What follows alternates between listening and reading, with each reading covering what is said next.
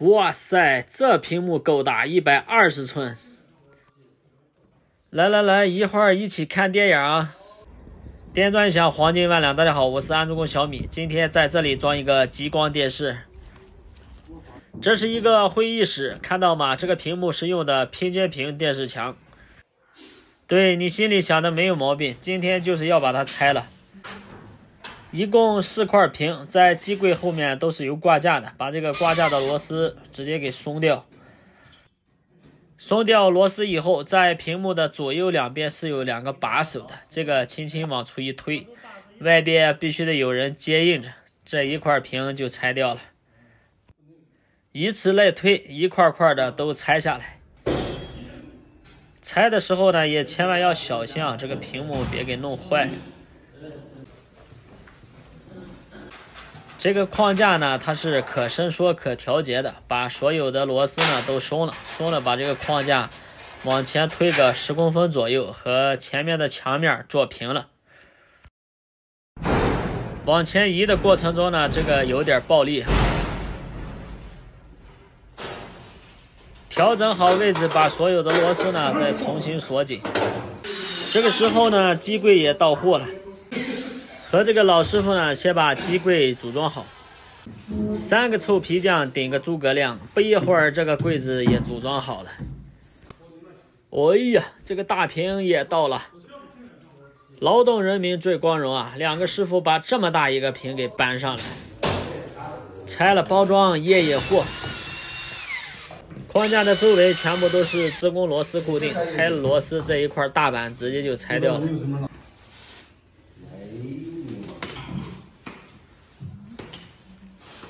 揭开庐山真面目，保护的还是非常不错。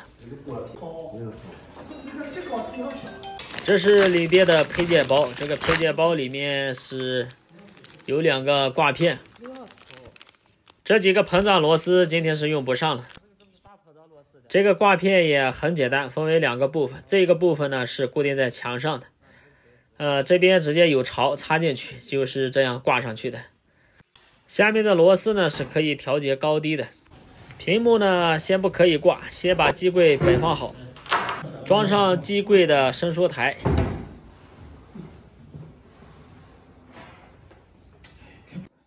这块投影机的底板，这个底板是可以高低可调的。现在就可以把投影机也装上，装上投影机以后呢，开始调整屏幕的位置和高低尺寸。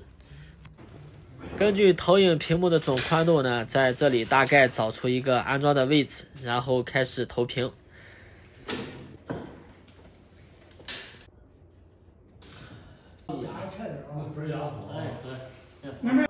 这个调教的工作呢是最为麻烦的，一会儿调机器，一会儿调柜子，要放到一个理想的位置还真有点难度。为了屏幕能往低放一点，把那个框架都给堵上，这个柜腿都保不住了，切掉了6公分。切掉以后，为了降低柜子的高度，然后那个调节柜子的柜腿还是可以用的。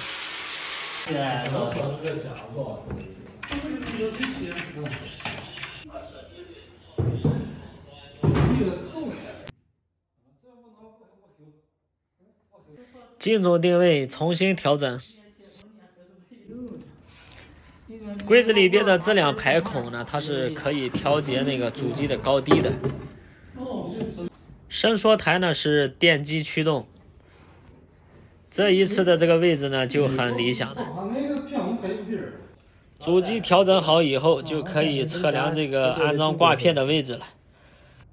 这个挂片的位置呢可以随意选择，只要高度确定好以后，那个挂片的位置呢可以根据现场的实际情况，左右可调节的范围是非常大的。测量好尺寸，这个挂片呢刚好就在这个铁架子上，铁架子的铁板厚度呢大概也就1毫米多一点，开个孔直接上螺丝拧。厂家带的膨胀螺丝在这里是完全用不上的，这个螺丝呢都是后配的。如果是我们正常家里面安装的话，那个大白墙上直接打那个膨胀螺丝固定就可以了。这一种相对也是简单的，还有一种就是做的是挂架，两边都是有挂架的。这个120寸的屏幕也不轻啊，100多斤，干这活没俩人还真不行。又宽又大，一个人根本就搬不动呀。挂这个屏幕还是非常简单的，那么接下来就是进行调教了。这个调教的工作比较漫长，为了调教到最佳的效果，反反复复的很多次，一叠一叠的调这个机器，一叠一叠的挪这个柜子。在大家共同的努力下，终于调到了最佳的位置。